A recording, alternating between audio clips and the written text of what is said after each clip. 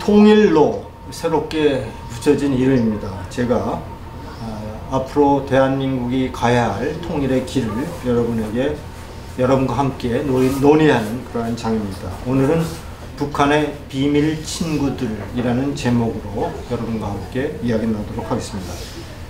북한이 6차 핵실험에 이어 올해만도 20차례 미사일 도발을 강행했습니다. 2006년 이후 유엔의 대북 제재 결의안은 10차례나 추가되었고 올해만 해도 4번째 유엔 안보리 제재안이 의결되었습니다. 하지만 북한의 핵미사일 도발 의지는 좀처럼 꺾이지 않고 있습니다.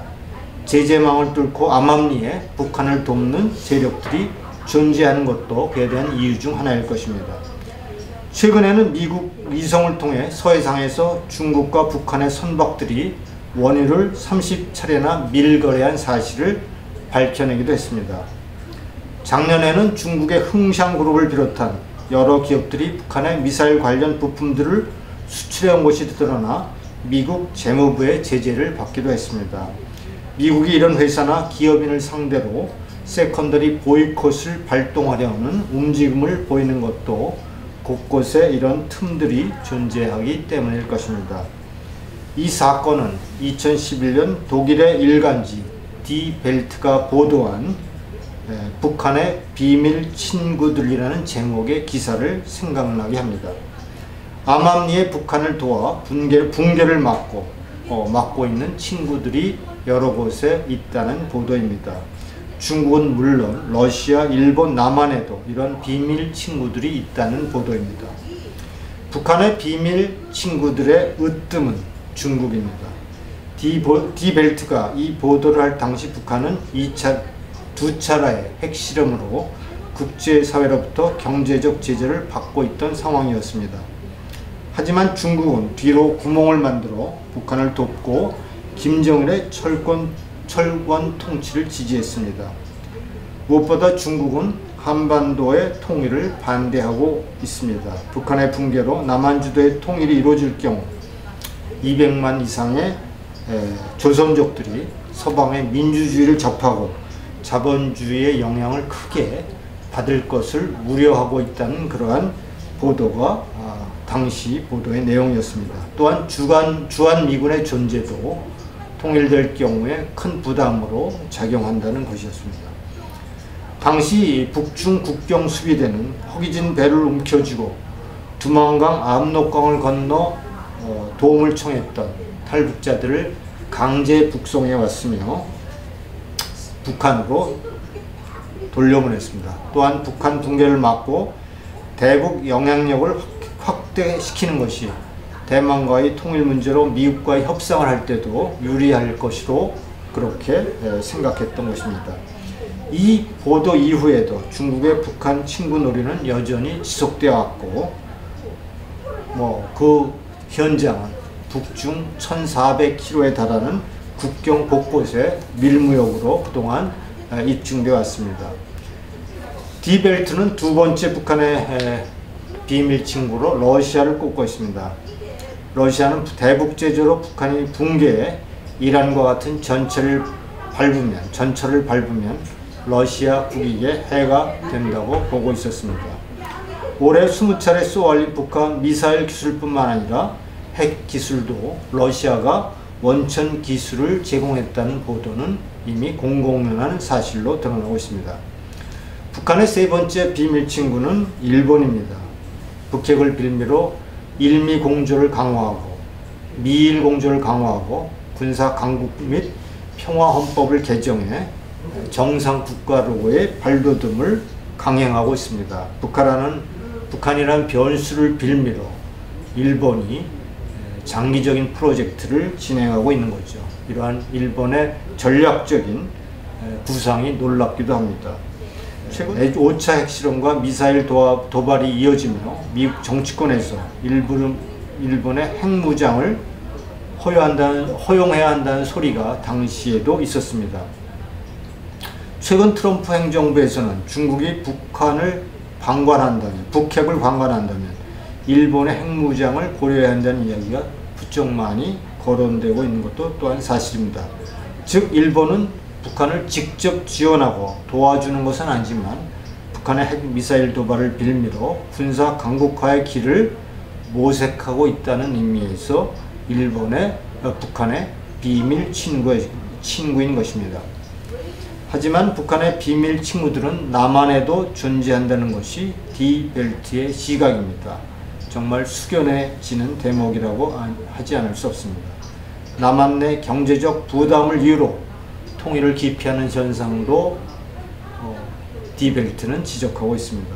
되돌아보면 그동안 남한 내에는 디벨트가 보도한 것 이상으로 북한의 비밀 친구 노릇을 한 사람들이 다수입니다. 1991년 노태우 대통령은 김일성과 한반도 비핵화 선언에 합의했고 미국은 주한미군이 보유하고 있던 600기 이상의 전술핵을 철수시켜야 했습니다. 노태우 대통령의 오판이었습니다. 김대중 대통령은 북한이 한창 핵실험에 집중하던 2000년 정상회담의 대가로 현대그룹을 동원해 북한에 4억 5천만 달러를 비밀리에 송금한 바 있습니다. 남북 정상회담이 열렸고 김대중은 노벨 평화상을 받았습니다. 김정일과 만난 후 김대중은 한반도의 전쟁은 사라졌다는 환상에 빠졌습니다. 핵과 관련해서는 북한은 핵을 개발할 이유도 능력도 없다. 북한이 핵을 개발하면 내가 책임지겠다라는 발언도 당시에 쏟아냈습니다. 김대중의 책사로 대북 성공을 주도했던 박지원 의원은 96명의 언론사 사장단을 대동하고 김정일을 아련해 천하의 독재자 김정일을 합리적 지도자 평화주의자로 둔갑시키는 과오도 강했습니다. 독일 언론이 김정일 앞에 늘 독재자라는 수식어를 붙이고 사용해왔던 것과는 대조적이라고 할 수 있습니다. 이렇게 시작된 소위 햇볕 정책은 김대중 노무현 정권을 거치며 북한에 8조 이상의 자금을 건넸습니다.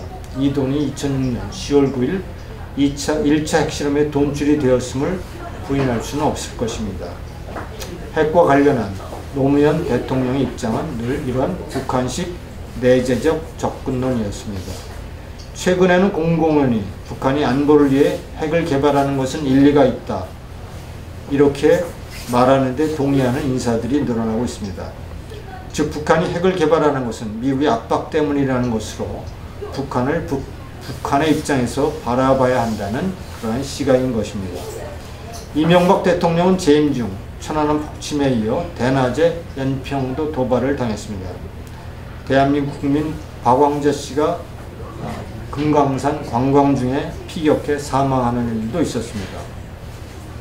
더욱 충격적인 것은 그의 재임 중 북한은 2차, 3차 핵실험을 감행했다는 사실입니다. 이 대통령은 고작 의사소치로 대응했을 뿐입니다. 더욱이 이런 취약한 이명박 대통령의 대북 정책을 야당은 대북 강경론으로 몰아붙였던 것이 당시의 상황이라고 하지 않을 수 없습니다. 북한 비밀 친구들의 괴담이 먹혀 들었던 것입니다. 더욱 큰 문제는 올해 북한이 6차 핵실험을 하고 20차례 미사일 실험을 해 핵무기의 소형화, 경량화에 성공해 이미 미 대륙까지 이르는 대륙간 탄도미사일을 개발해 장착할 수 있는 와중에도 미국과 북한의 평화협정을 요구하는 목소리가 커지고 있다는 점입니다. 이미 여러 시민단체들은 평화협정을 지지하는 서명운동에 나서고 있습니다. 문재인 대통령은 얼마 전 미국 MBC와의 인터뷰에서 북한이 올림픽이나 월드컵 등 국제적 대형 체육 행사를 앞두고 도발을 한 적이 없었다며 천안함 폭침이나 연평도 도발, 나아가 칼기 납치에 대해서도 면죄부를 주고 있습니다. 설상가상으로 미국에서도 북한의 비밀 친구들이 나타나 불안감을 고조시키고 있습니다. 2016년 9월 19일 독일의 프랑크푸르트 알게마인에 오스트리아의 티롤리 타게스차이퉁 등 일간지의 보도는 당시에 충격적이었습니다. 당시 오바마 정부의 캐리 국무장관이 핵 동결을 조건으로 북한의 불가침 및 평화를 논의하기 위한 진지한 회담을 제안했다는 보도를 당시 한 바 있습니다. 물론 그 사이 트럼프 정권이 들어서 북한의 핵미사일 폐기에 적극 나서고 있고 국제사회 압박도 거세지고 있어 다행이라고 할 수 있습니다. 그렇지만 중국과 러시아의 반발에 이어 우리 정부마저 원미 군중, 즉 미국을 멀리하고 중국을 가까이하는 정책을 드러내는 듯해 걱정이 앞섭니다. 만약 핵 동결과 평화협정이 체결되면 주한미군은 더 이상 남한에 주둔할 명분이 없어질 것입니다. 한미 상호 방위조약은 폐기되고 한미 동맹도 와해될 수밖에 없습니다. 결국 김씨네가 3대에 걸쳐 집요하게 추구해온 적화통일의 토대가 마련되는 것입니다. 주한미군이 사라진 남한은 국력이 북한의 40배가 된다고 해도 우압지졸입니다. 특히 북한을 두고 분열되는 한국의 자화상은 나라를 수차례 빼앗긴 과거 역사를 그대로 반복하고 있는 모습입니다. 광우병 사태에서도 보듯이 이미 우리 사회의 반미 감정은 어떤 합리성도 정당성도 없이 도를 넘어서고 있습니다. 사드를 둘러싼 갈등은 또 하나의 광우병 사태라 해도 과언이 아닙니다. 중국은 한국 전역을 샅샅이 탐지할 수 있는 텐보 레이더를 운영 중인데 그럼에도 불구하고 사드 보복을 일삼고 남한의 갈등을 부추기고 있습니다. 임진왜란을 불러온 패거리 당파, 조선을 일제 식민지로 전락시킨 당파 싸움과 조정의 무능이라는 분열의 자아상을 2017년을 보내면서도 그대로 재현하고 있습니다. 이 분열의 DNA를 재건할 수 있는 유일한 방법은 법과 진실이라는 기초에 두 발을 굳게 붙이고 북한의 비밀 친구들을 하나둘 제압해 나가는 것일 것입니다. 법치주의를 수호하고 진실을 추구하는 언론이야말로 대한민국을 지킬 두 개의 기둥일 것입니다. 감사합니다.